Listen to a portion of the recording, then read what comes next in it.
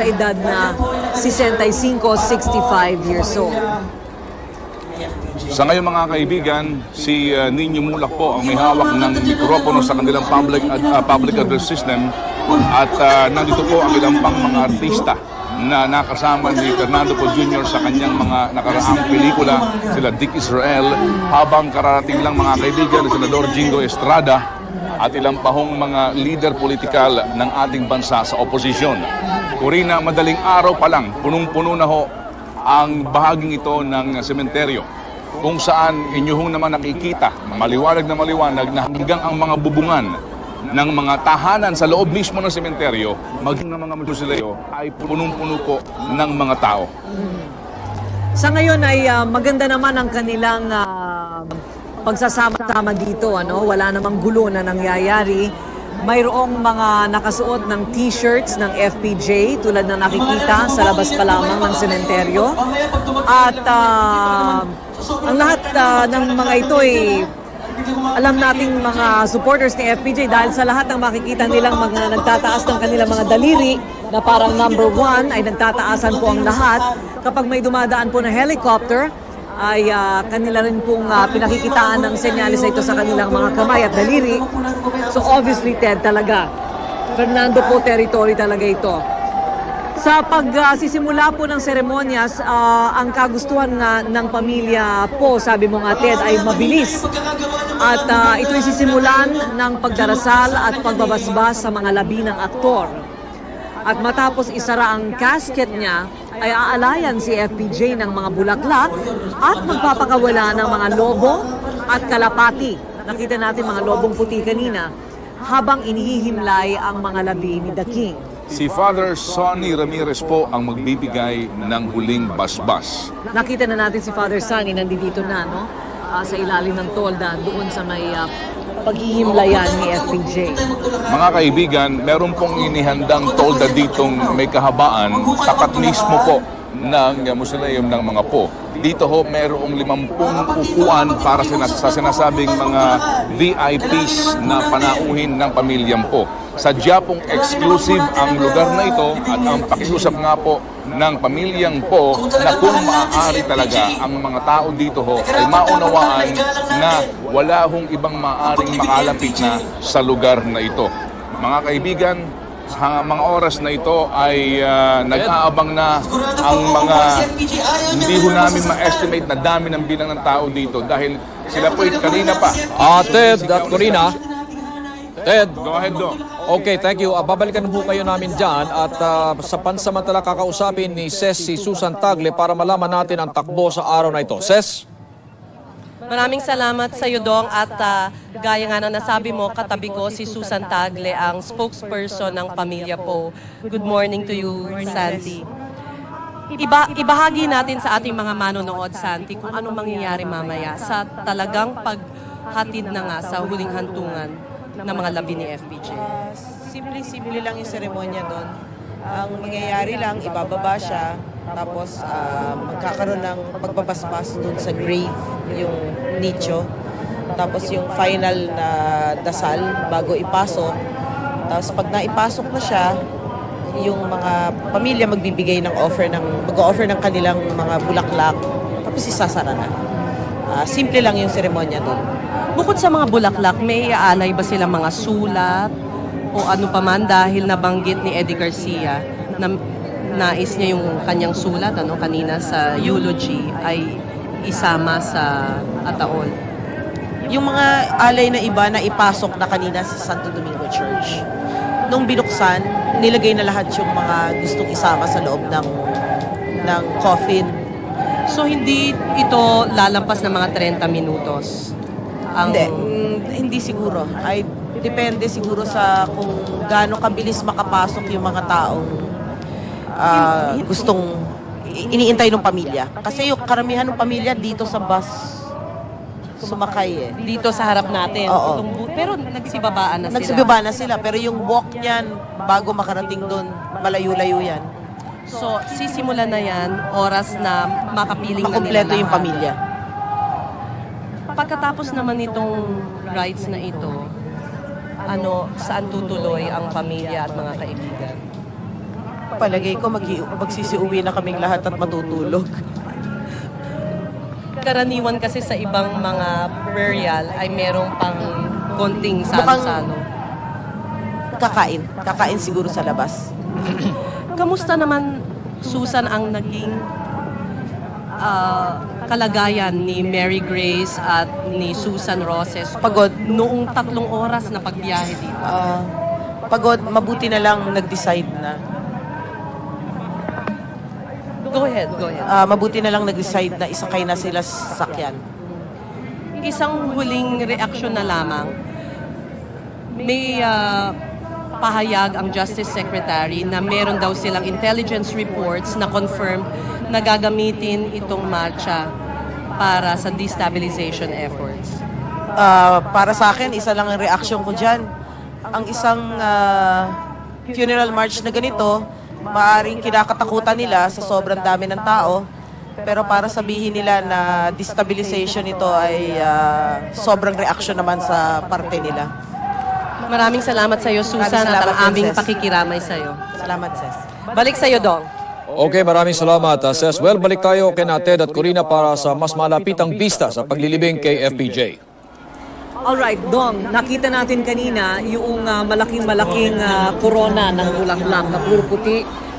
Ito ay padala ng kanyang kaibigan na si dating Pangulong Erap Estrada. Ito yung pinaka nasa harapan ng lahat ng mga bulaklak na inilagay dito sa likuran ng mga nicho, pero ang kay Erap ay talagang nasa bukana at kitang-kita ng lahat.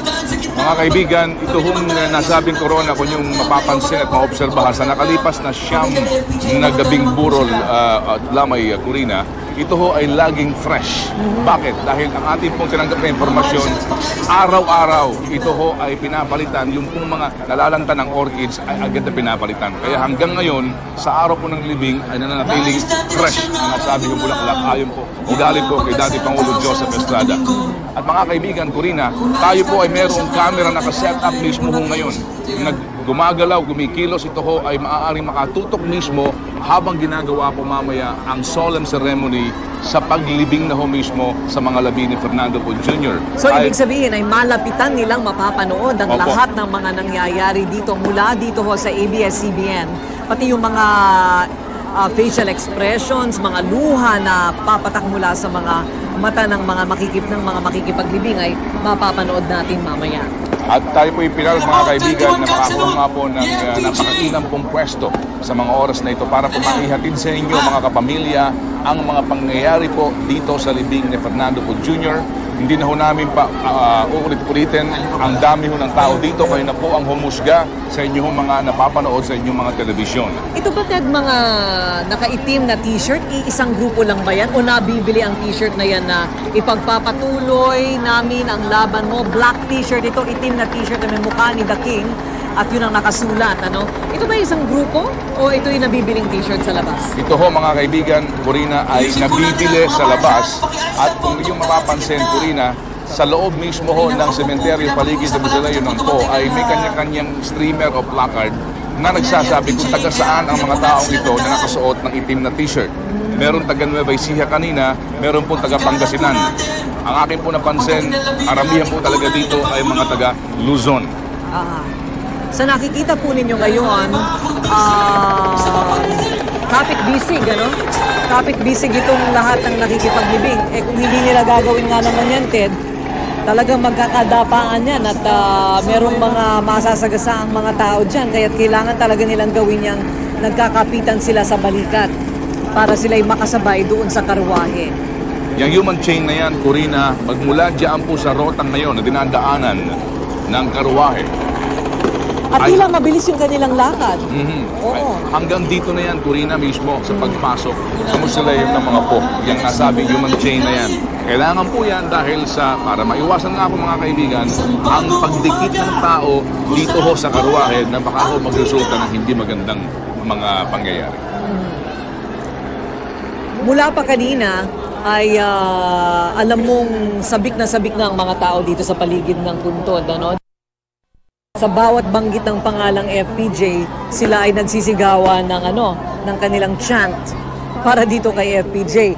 At maraming beses na nag-anunsyo itong si Nino Mulak na tila parang pinaka-MC nila dito sa mga mangyayari para sa crowd o yung grupo kung nandito nang hindi sila mainip na nababanggit niyang parating na si FPJ. At sa bawat banggit niya, nagsisigawan ng mga tao pero hindi naman natutuloy. Pero tila mabilis ang lakad ng mga labi ni FPJ ngayon kasama ang lahat ng mga nagbubuhat sa nicho. At hindi sigurado maglalaon ito yung mga karating na. Nagpahatid po mga kaibigan ng informasyon ang mga volunteers ni FPJ na sa ngayon ang mga nanggaling po ng Mindanao ay nasa kaliwang bahagi dito ho sa may mausoleum ng mga po at maging ang mga galing po daw ng Visayas na ngayon po ay nasa prosesyon sa likod mismo ng karwahe. Samantala, ang mga personalidad na namataan na po namin dito sa puntod ng paghihimlayan ni FPJ, Senador Tito Soto, si Senador Jinggoy Estrada, Dick Israel, at meron pa ako mga nasisilip-silip. Kailangan ko lang ipagtanong talaga mga pangalan. Napapanood ko sa telebisyon ang mga mukha nitong mga nakikita natin dito. At inaasahan, siyempre, ang pagdating ng iba pang mga malalapit na kaibigan, kamag-anak na nagbibilang ng 50 lahat na ipagkakasya sa ilalim po ng toldang mahaba sa harap po ng paglilibingan. Sige, hanggang gabi na yan. Sige. Tuloy mo na yan. Sige. Ang lahat ng media ay mayroong pwesto po dito sa lugar na ito, no? Lahat ng mga networks at tila mayroon ding sariling close-in ang pamilya po o ang grupo na sumusuporta, pribadong grupo na ito. Dahil sa dami ng camera na naririto ngayon. Merong mga camera na nandoon po sa mga helicopters. Tatlong helicopters ang nakikita kong pabalik-balik at paikot-ikot dito sa paligid ng puntod. Ang nasabing 3 helicopters, mga kaibigan, ay kinabibilangan ng isang helicopter kung saan po ay laman niya ng ating pong Sky Patrol. Ang pangalawang helicopter na meron pong FPJ na mga letra ay minamaneho ni Pilot Jude Estrada. Ito po yung mga nagbabagsak ng confetti along the funeral march route. At ang pangatlong helicopter pong kulay puti, mga kaibigan, ito ho yung nagko-cover para po sa documentation ng pamilyang po sa mga pangyayari ngayong araw na ito. Confetti na kulay blue ang ibinabagsak. Ito yata ang parang pinaka-official color. Campaign color yata kasi ito ni Fernando Poe Jr. nung siya'y kumakampanya bilang presidente ng nakaraang eleksyon. Si FPJ na gano'n. Wala ba sasaktan? Handang-handa na ho, mga kaibigan, ang salubong dito ho sa aming panig. At ngayon, ang kagandahan po naman sa mga organizers po ng event na ito ay pati ang mga volunteer doctors ng FPJ Group, FPJ Volunteers, ay nandito naka-standby dahil nga po sa inaasahan din natin na baka may mga taong himatayin sa init o anuman po mga kadahilanan. Handa po sila. Ito hong kagandahan ngayon, mga kaibigan, sa mga organizers dahil pinaghandaan po talaga ang anuman pong maaaring mangyari kagaya nga po ng mga medical needs. Meron na. Ikidalamhati. Meron ng hinimitay, Ted, isang binatilyo na kasama sa pakikipaglibing dito ngayon. Pero ito, pinapasok na rito siya sa may tolda at binibigyan na ng medical attention. Patuloy po ang pagbagsak ng confetti, mga kaibigan. Ito po yung aming binabanggit kanina ng helicopter na minamaneho po ni Captain Jude Estrada, isa ho sa mga anak ni former President Joseph Estrada.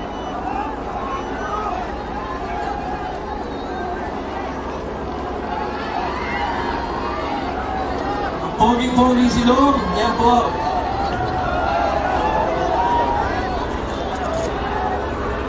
Huwag na po pagkaguluhan. Huwag pa ho yan. Huwag niyo po pagkaguluhan. Huwag pa ho yan. Huwag po. Yan po si Lord. Balakpakan po natin. Aray, dito Dan. Dito Dan.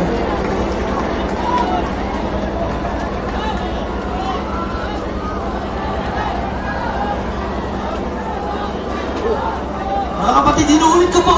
Tumabi naman po tayo. Wala na po tadaanan ng pamilya ni FPJ.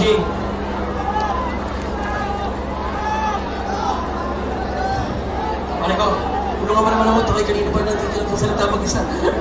Okay, palakpakan po natin si Long. Maraming salamat po sa lahat ng nakikiramay sa ating Iwan off-mic pareha. Off-mic mo muna pareha.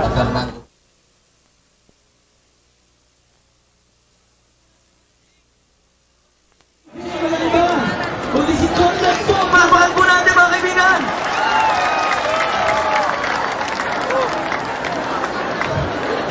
Pare, nakasama mo na ba si FPJ? Or meron ka ba mga gusto ikwento mga... Alam mo, Ted, makikita mo rito, si Conrad po, isa sa kanyang mga kapatid, ano? At kasama ng pagdating isa-isa ng lahat ng mga ngayon, parang kilalang-kilala na nating mga miyembro ng pamilya ni Fernando Poe Jr.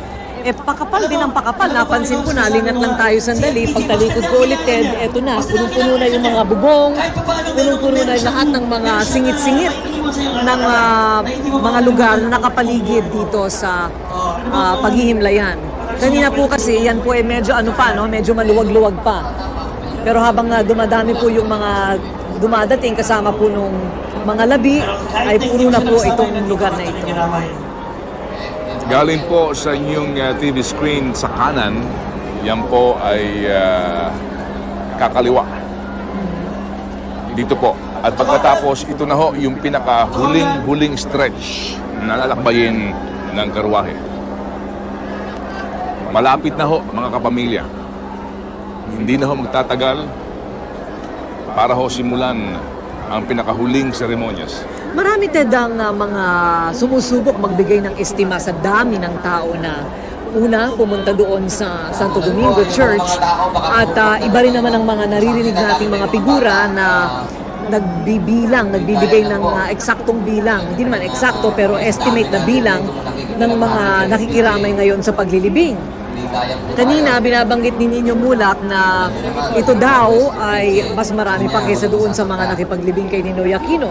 Pero tila sa ngayon mahihirapan pa para sabihin kung ano talaga ang dami o yung bilang po ng tao na ngayon po yung nakikipaglibing kay Fernando Poe Jr. Ang pinakamainam po mga kapamilya, kayo pong mga nanonood na mismo ang humusga dito ho sa inyong palagay na dami ng tao na nakiramay sa siyam na gabing burol at ngayon nga pong nakikipaglibing sa labi ni Fernando Poe Jr. Bawat taong kakausapin mo may kanya-kanyang estimate. Kaya kayo na hong mga nanonood ngayon, bayan ang humusga.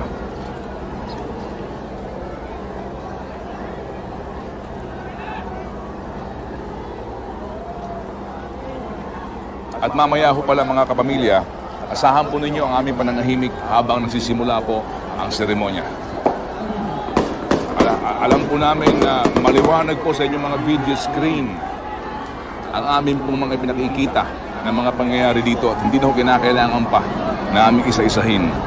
At bilang pagrespeto din po sa pamilya po sa kanilang kahilingan na bigyan ng katahimikan at solemnity, ika nga po,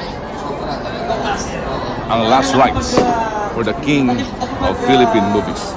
Si Fernando Poe Jr. pala, siya ay nagsimula sa edad pa lamang na 15 anyo sa kanyang pag-aartista, no? At tumuloy-tuloy na ito, kaya nga ang paliwanag na ng kanyang may bahay, hindi niya natapos ang kanyang pag-aaral.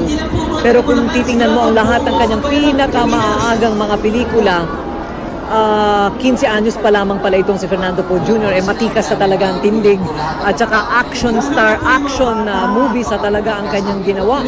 Nagsimula sa pagiging extra, stuntman, bago ko nabigyan ng kanyang kauna-unahang break. Pero ayaw po niya na mayroong masasaktan. Makikita po ninyo ngayon ang iba pang mga artistang nagdadatingan. Mahina ho yung pagkakagawa niyan. Ay, magsulat yan. Ha? Hindi naman ginagawa yan para pagtayuan eh. Diba? Oo. Mahina ang pagkakagawa. Aninipis yan, baka bisa mag-collapse yan, masaktan ko kayo. At sa ibang mga pelikula ni Fernando Poe Jr. Yung mga bata, papatayin niya na lang. Kalaban pa pala niya si Erap Estrada. Marami siyang mga eksena na nagsusuntukan pa sila ni Erap Estrada. Meron siyang isang pelikulang ganun eh. Pagkatapos kinalaunan, nagkabati rin sila. Alam mo, maraming koleksyon itong The Correspondence, no? Napanood ko na isang gabi, ng mga pelikulang magkasama sila ni Erap. At kahit sa talumpati ni dating Pangulong Estrada kanina sa Pakiusap lang po dito. Santo Domingo Church, Bigyan po natin ng daan ng pamilya ng FPJ. kanyang inamin na sa larangan ng pelikula ay minsan hindi niya nataob sa takilya. Pamangkin ni FPJ. Sa dami ng nanood at kinita ang mga pelikula ni Fernando Poe Jr. Yan nga po ay kabahagi din, mga kaibigan, ng mensahe ni former President Estrada kagabi sa Necrological Rites sa Santo Domingo Church.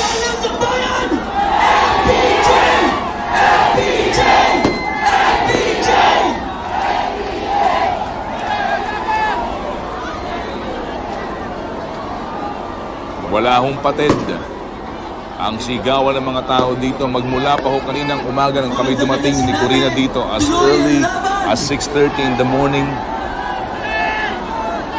Tuloy-tuloy po yan. Sa bawat meron pong uuna, sila po'y agad na sumusunod.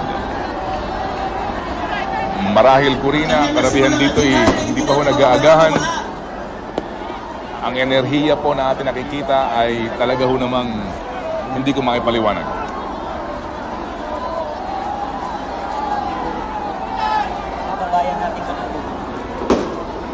Ikinamay din po mga taga-Pangasinan. Siyempre po, dyan muna galing si FPJ. Mula nga po sa iba't ibang panig ng Pilipinas ang pagpunta rito at pagbigay ng representasyon ng mga makikipaglibing Artista na tulungan ni FPJ. sa pamilya ni Fernando Poe Jr. Ang nakikita po ninyo ngayon ay grupo ng mga katutubo Bago sa mga bigyan ng ilang pananalita. na dumayo dito sa Maynila upang makipaglibing. At kanina, Corina, tayo din na sinalubong ng mga brother Muslims natin Pangalan ni FPJ. na nanggaling pa ho ng Maguindanao. Ang pamilya. Naka-special t-shirt sila to identify themselves.